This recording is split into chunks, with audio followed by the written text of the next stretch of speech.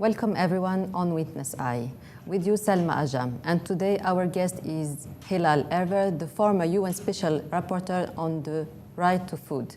Welcome to you. Thank you. As a former UN Special Rapporteur on the right to food, how do you assess the current humanitarian situation in Gaza, particularly regarding starvation, food blockade, and systematic deprivation?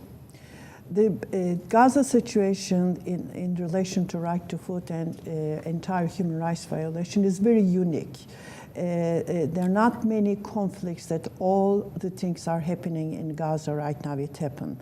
For instance, this siege of the Gaza since 2007, it's very unusual because not only after when the conflict started, but before conflict started, Gaza was under siege. That's why all the controlling of the economic system of Gaza was under the control of the power that attacked Gaza, Israel. So that was very important. And there's no place that you can escape from starvation to some other cities or places like, for instance, Sudan, South Sudan, Yemen.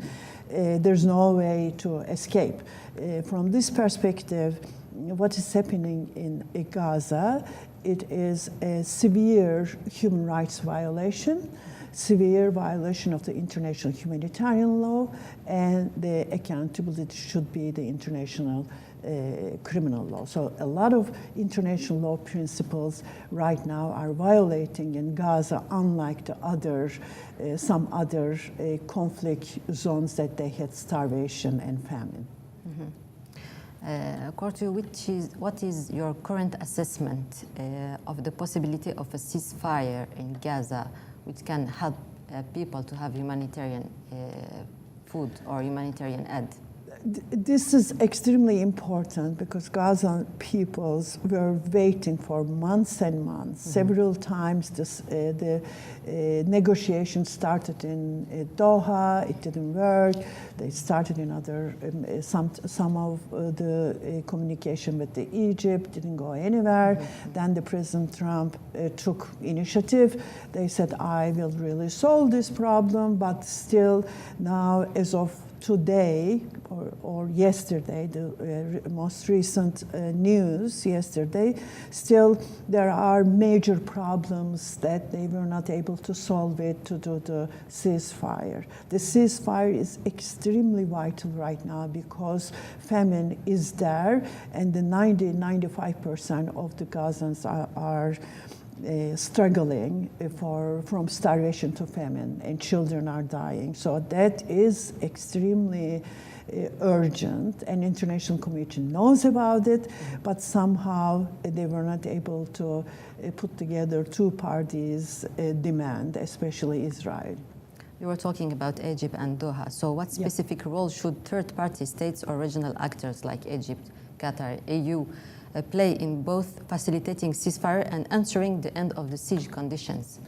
It is extremely important because if you live alone, Gaza and Israel, they are not equal to each other. Yeah. So that's a conflict that complete different kind of interest and power relationship. So United States could not be really objective party. Yes. So far, always were behind the Israel and supporting for Israel militarily, diplomatically, and economically. So third parties are very important because third parties has to be completely neutral. Credible, yeah. Neutral. Yeah. So they shouldn't have any kind of interest like the US and Israel. They are almost partners. So how come you are expecting a very just ceasefire where only US and Israel in one side and the Gazans in the other side? So that's why third party is very important. Mm-hmm. Egypt, maybe it's a good contribution, but I think political reasons Egypt is not very active. So far, Qatar was doing okay, but recently also Qatar got upset with Israelis' demands, so that's why it didn't go too far. Maybe European Union would be the good facilitator, but they are not strong enough to enter again. Now we were talking about Egypt, that Egypt maybe has a political reason. We recently saw that there was an international movement, the Global March to Gaza. They tried to go to Egypt to break the blockade and to facilitate the humanitarian aid to Gaza. And Egypt was not facilitating this movement. According to you, why? And what can people do to try to break the blockade, because they are seeing that countries are not doing anything? Yeah, actually, this is a very good example of what you mentioned, because if Egypt really wants to be a kind of party, reliable party, they should have done exactly allow this marching to the Gaza border. Unfortunately, they didn't. They blocked entire North African people that they were coming from bus, and they blocked completely all Europeans and other countries. They come from the airlines, and they send them back. Actually, they were in, some of them were very bad shape. They took their passports. One of our actually Gaza tribunal friends were there, and he suffered very well. So because they are not able to say no to the United States. Maybe they would have said to Israelis, but not the United States. That's why I think they get the order from the big guys that this march would be difficult, would be important. So we can understand the civil society can do very important initiatives. So that initiative should be supported. Yes. As you know, also there was a flotilla. Madeleine. Yes. Yeah, Madeleine also. And they are preparing another flotilla. They are preparing actually a group of flotillas together. Yes. Yeah. It's a symbolic. It's not going to allow them. We know that they will. They were not expecting actually to get into it. It was a symbolic thing because Israelis started to fight to make fun of them. Oh, you brought a few boxes of humanitarian aid. It was not the few boxes of the humanitarian aid, of course, showing the world that how desperate the situation is. So I think civil society should go more and more that kind of citizens' action to mobilize the governments. To make pressure. On pressure. Put pressure constantly. I had the question. You talk about America, that America is supporting Israel politically, diplomatically, everything. But I wanted to understand something. Now, America, even if America is supporting Israel, why America is not allowing at least humanitarian aid to enter for civilians? Well, Americans, first of all, some people talk about not general American, but the Biden administration and Trump administration, because they are slightly different than each other, but not a big difference. Humanitarian aid situation is extremely problematic since the war started, or I wouldn't call war, it's an attack or massacre or genocidal action, because the war is the two-side. This was not a two-side war. So the humanitarian aid become part of the weapon and part of the negotiation tool. So that's why United States and Israel blocked the entire United Nations and the humanitarian organizations' aid system. They took over themselves. That was a kind of deliberate action to control the Gaza people, and basically it turned out to be a massacre. And the United States, unfortunately, helped them, supported them. Some kind of mercenary American former soldiers, former Marines that they worked there, and more than 600 people were killed since May 26. It's a disaster. Americans wanted to do the humanitarian aid because all the international public was very uncomfortable, but they entered in a wrong way rather than the right way. That was a very bad. You were talking about mercenaries. Who are the mercenaries in Gaza who are stealing the aid we are seeing sometimes on social media? There are different kind of... and this is not the same. Yeah, this is not the same. For instance, Israel finally exposed that they are trying to give some kind of weapons to groups that were kind of illegal or outlaw some kind of groups inside of Gaza fight against Hamas. That's one group. The group of Abu Shabab we yeah, saw here. Abu Shabab. Yeah, that's a kind of one group that is very problematic in Gaza. The other mercenaries, for instance, a lot of private companies are sending people, not the regular soldier. I don't think so American soldiers are there, but people that work for the American and Israeli military with the salary. These are the mercenaries, but we don't know who they are.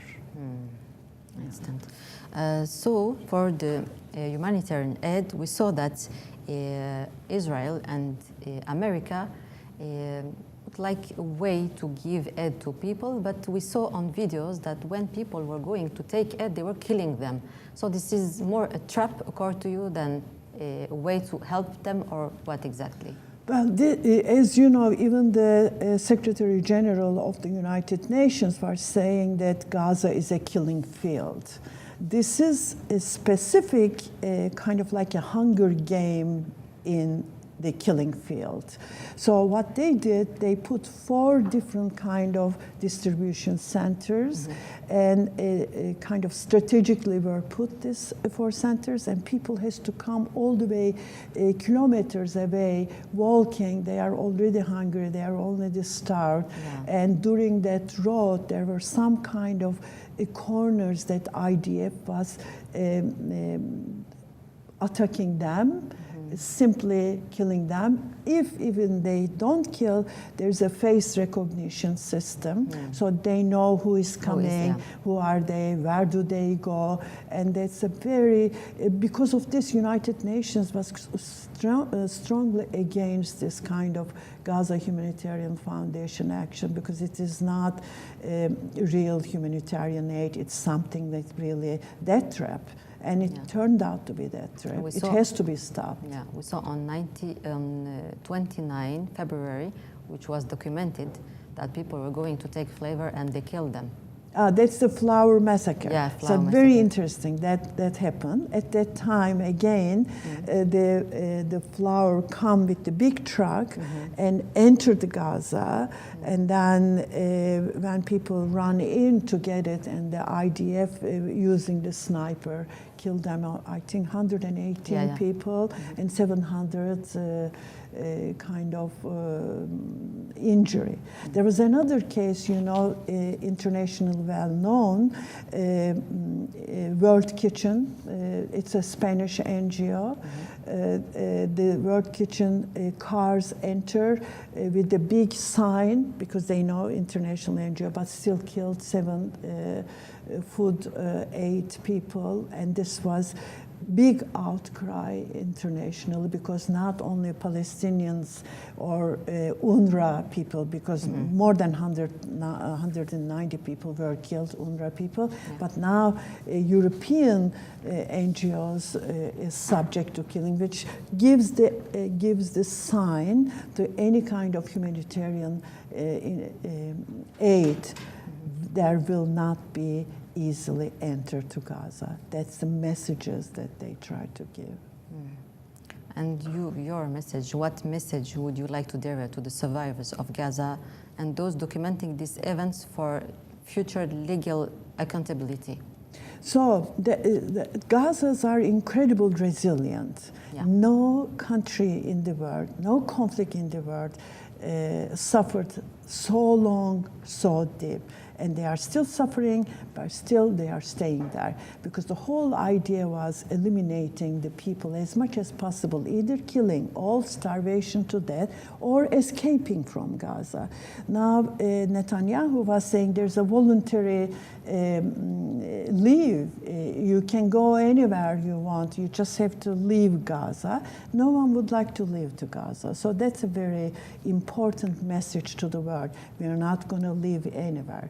That's the worst message you can give to Israelis. That's one thing. The second, they have incredible amount of witnesses, videos, eyewitnesses. They want to collect all the information, because when or if, as soon as possible, when the war is over, then the accountability situation, accountability procedure will start, hopefully. Then this kind of messages and witnesses are very important. Gaza people are there, still some of them alive. You know, according to new report right now, not the 61,000 people were killed. The real killing is around 377,000 people, which is the report prepared by Israeli researcher in the Harvard Dataverse report. Recently came, I think 3rd of June or something. So almost 20% of Gazans were already disappeared. Not only died, maybe they are under rebel, or maybe they escaped, maybe they went to Egypt, but now it's a 20% is missing. But the 80% is there. And this 80%, it stays only very tiny part of Gaza, which is the 13%. As you know, Gaza is very small. Yes. I think it's not more than 17 miles or something, as far as I mean, 5-6 miles. So now we have 13%. They are densely together, but still there. It's very important. We should protect them. Which word of hope can you give to people who are trying to make movements or actions, just at least to let the food enter in Gaza? What can they do? Well, it is the first and foremost thing, as you said, we should start the famine, killing by starvation. That is the very, very painful killing. It's a torture. It is not something you die from snipers. That's a very important thing. Painful, and the painful for the parents that their children are dying. So whatever the conditions are, even the no ceasefires will come, humanitarian aid should come right away, the one thing. The second, Gazans wants to know that international community care about them. If they understand that international community care about them, they will be powerful. They shouldn't lose the hope. Even we lose the hope, we shouldn't show them we are losing hope. So that's the most important thing. They have to be standing there. Then they are not alone. We have to show this not alone. So many of the European, for instance, Madrid yesterday was a huge kind of demonstration. Same thing in London. And American university campuses are still fighting to show their voices supporting Gaza. So they have to know it. When they know it, they will be much more powerful. I think the most important thing we are trying to save this time is dignity, because dignity. We know that people who are fighting to help Palestinian people, they understood that these people are living with dignity even if they don't have food. And maybe this is the thing which Israel is trying to break, because in the book of Jean Ziegler, the former... you know Jean Ziegler. Yes, of course, the special rapporteur on food. One of his books was Destruction Massive. I say it in French because I wrote it in French. And he said that when we are priving people from food, the first thing that they feel is that they are losing their dignity. And maybe this is the thing that Israel is trying to make, but even if this, Palestinian people are staying in Gaza and living. So that's very important with dignity concept. Yeah. One of the policies of Israel, when they sort of block the food months and months, that's unheard. For instance, since 2nd of March, no truck came in because they block only this Gaza Foundation sand and killed half of the people. They were expecting a social unrest, and they will try to attack to each other, neighbor to neighbor, friend to friend. Somehow it didn't work. It didn't work. Gaza is still supporting each other. Gaza is still supporting their families. It doesn't matter they will be killed in this Gaza Humanitarian Foundation role. They still go to get the food for their siblings. That's still going on. That's very important message to Israelis. Thank you so much. Thank you for watching. Stay tuned for the next episode on Witness Eye.